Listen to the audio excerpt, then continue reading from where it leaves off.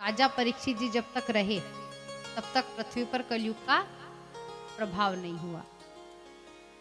तब बैल के जो 4 पैर थे वो जुड़ गए, गौ माता की अवस्था अच्छी हो गई। लेकिन कलयुग मुकुट में प्रवेश कर गया।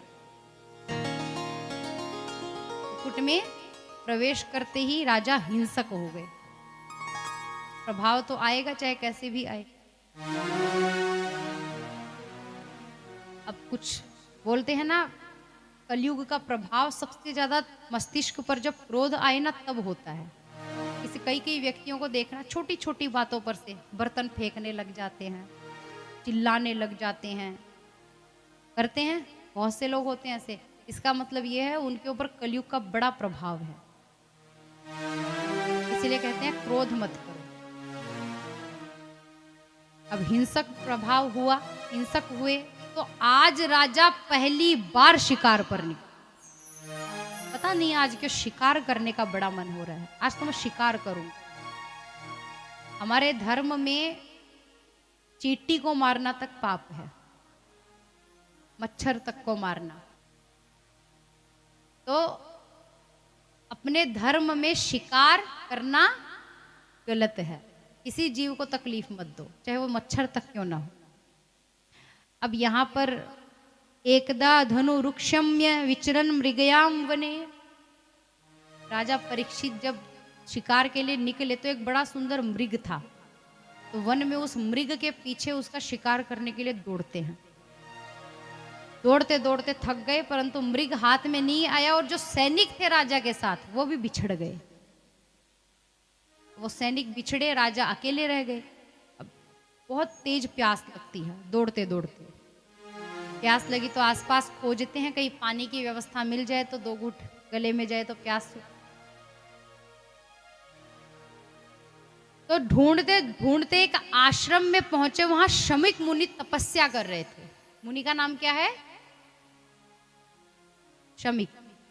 तपस्या कर रहे थे तो द्वार पर गए आश्रम के और बोले कि मुझे पानी दीजिए, उठो। अब ध्यान में है, ध्यान में कुछ सुनता नहीं है, प्रभु में मग्न रहते हैं।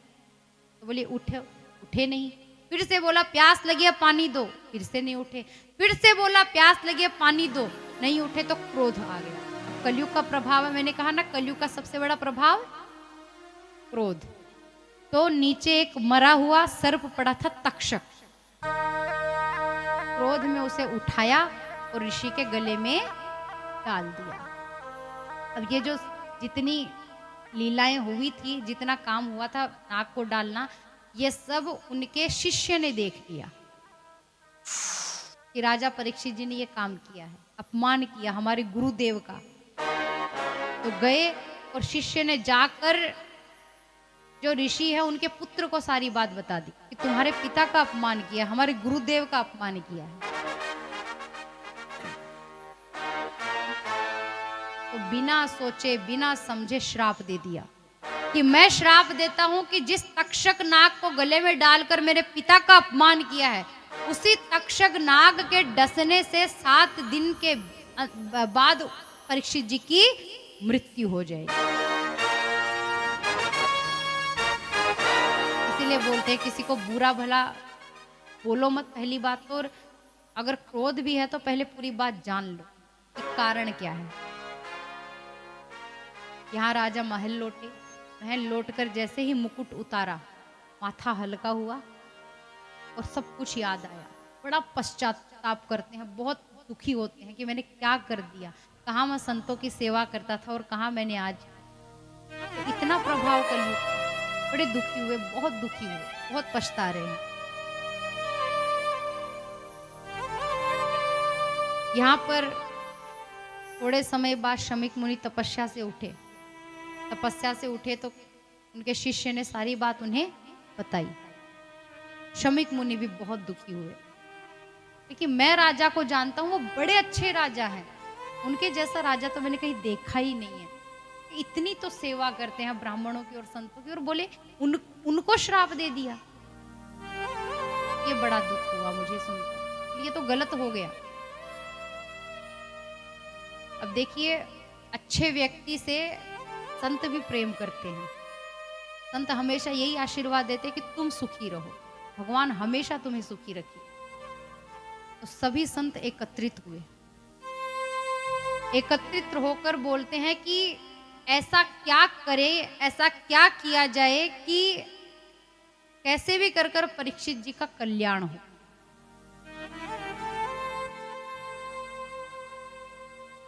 तभी कहा जाता है कि वहां पर शुकदेव जी महाराज पधारे। अब यहां से अब हम जो आगे कथा सुनेंगे जितनी भी, वो आज से शुकदेव जी के मुख से सुनेंगे, जितनी भी सुनेंगे 7वें दिन तक। तो शुकदेव जी वहां आए। अब देखिए शुकदेव जी का जब वहां आगमन हुआ तो उनसे भी बड़ी उम्र के लोग, मतलब बड़े बड़े जो ऋषि संत हैं, वो भी उनके आने से उनके सम्मान में खड़े हुए। इतने बड़े भक्त हैं शुकदेव जी।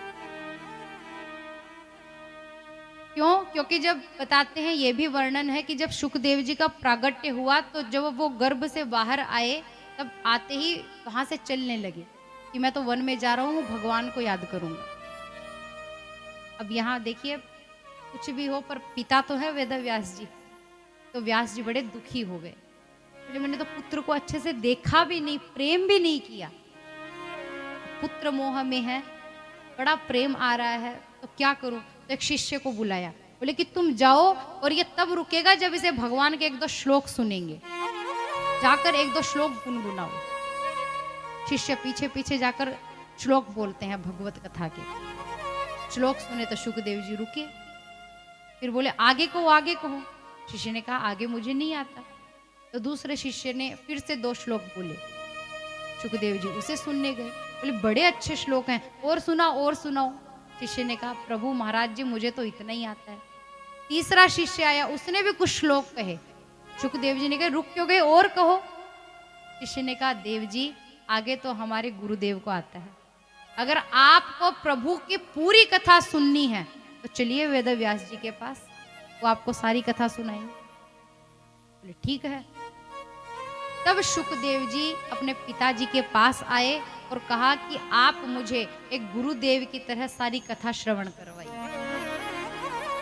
तब देखिए यहाँ पर एक पिता अपने पुत्र को देखते भी जा रहे हैं, प्रेम भी करते जा रहे हैं और कथा भी कहते जा रहे हैं। इसीलिए बोलते हैं कि शुकदेव जी की अगर आशीर्वाद हो, इस कथा में महिमा किसकी है, किसके द्वारा कही गई है, शुकोवाच, मतलब शुकदेव जी द्वारा कही गई है। तो अगर शुकदेव जी की कृपा हुई और अगर वो हमारे साथ अभी भी यही कहीं है तो ये कथा सफल होगी, और जितने लोग इस कथा को मन से श्रवण करते हैं उन्हें इस कथा का फल अवश्य मिलेगा।